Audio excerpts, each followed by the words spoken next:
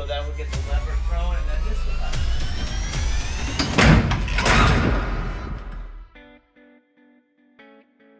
We have 4 taps here at the bar, and we realized at some point in the design and rehearsal process that we wouldn't need to do the CO2 and the whole thing. We did a bar on a set last year for Sweat, which you could see the beer actually pouring out of the system, so it had to be kind of powered like an actual bar.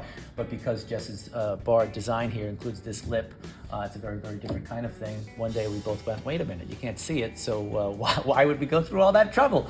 More poor theater rough magic. So all it is we pull the tap, this beautiful, and if you want a little bit on the tap, this is a candle holder that has been sawed down, painted brass, etc. with this kind of tap put in. This is the Guinness tap, as you can tell, because it's black. The rest of them were kind of done in slightly different colors. They wouldn't have had all of the paraphernalia that we see in bars today, and different heights, etc. And then all we do is pull. This would have been a pump system in Britain where they was actually drawing that off of a CO2. So you would see a lot of this action where the pump happens, and then all of a sudden they would be getting the liquid here.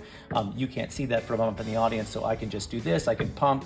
And then I can pump, I can talk, I can do my thing as a bartender, how you doing? And then, oh, I got the thing, and I go like this, and I pull it back up, and then I'm like, here you go. And that is just some decaffeinated tea, distilled, or I should say, excuse me, wrong word, diluted to different levels to kind of make the different flavors of beer, whether it's a mild or a stronger ale, something like that. No Guinness in the play. They don't drink Guinness. They talk about it once, but then they don't drink it, which is very good, because if you do Guinness, that's really hard to fake. You usually ended up having to use malted Goya, which is, keeps whatever actor has to drink it very regular. So as you can see, Jess is obscuring this with a black and some ties that go on this. And this is the rig line that comes in for the hanging at the end of the play. That one has to be done in full view of the audience, obviously.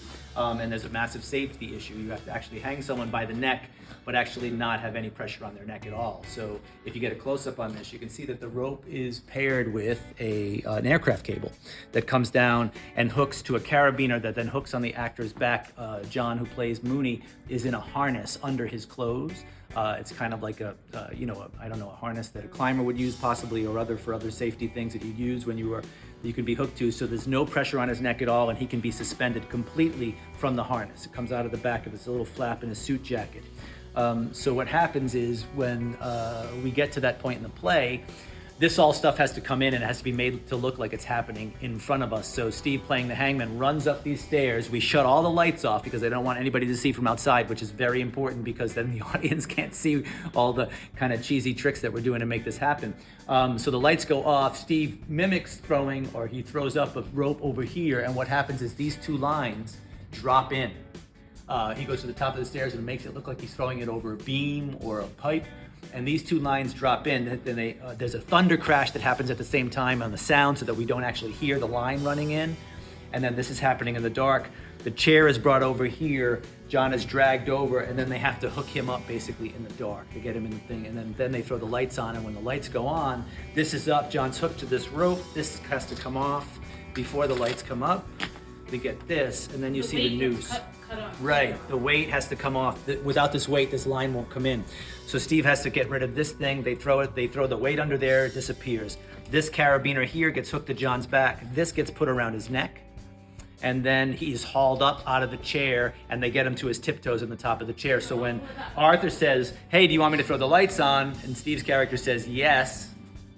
He throws the lights on, and then this goes up, and John is above the chair with the, and he has to act a lot of that. And he's actually suspended in the air. Again, no pressure on his neck. If he went like this, there would be no pressure. And this is also rigged, as you see here, that if anything were to happen, that he got caught up in something, this would actually, there's another safety catch here. You can see the rubber bands that bring this rope together. This would actually just pull right out.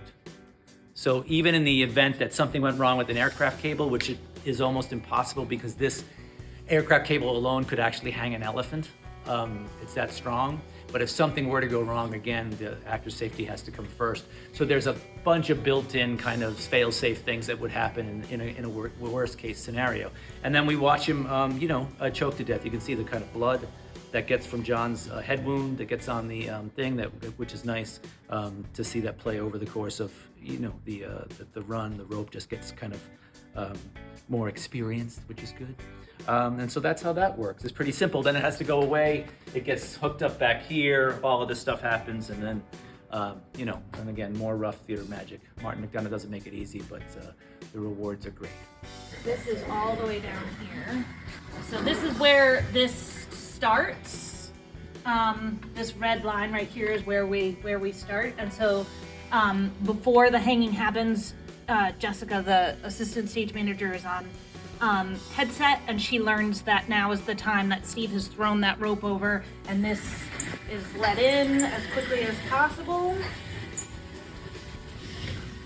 They do all of the work that they have to do, removing all of the masking, hooking John in, etc., etc.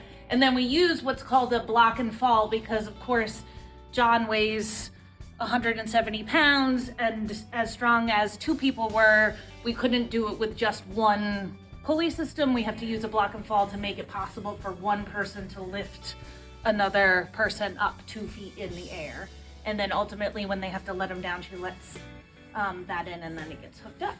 And this is all lagged to the floor for safety purposes. So the first safety mechanism is a C-clamp holding this vertical piece. We will release so nobody kicks that during the rest of the show.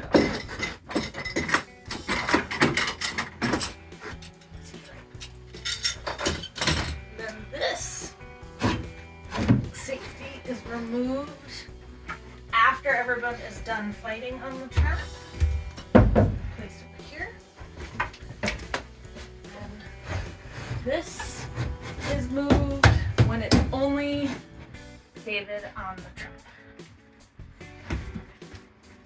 These sandbags prevent the trap door from swinging back onto David after he has fallen. That's what these two weights are. So I'm going to pull the last lever here. This lever here is what the last thing that gets pulled after we prepare.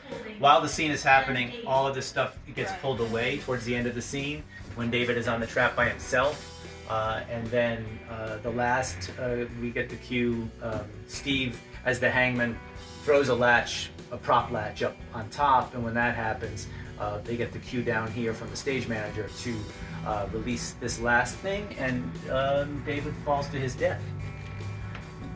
But then gets up immediately and runs out to play another character. Jess, are you ready?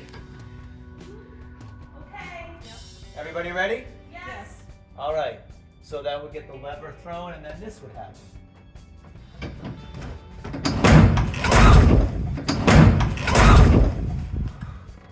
That is so scary.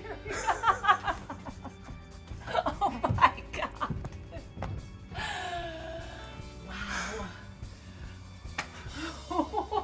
Rough theater magic, everybody.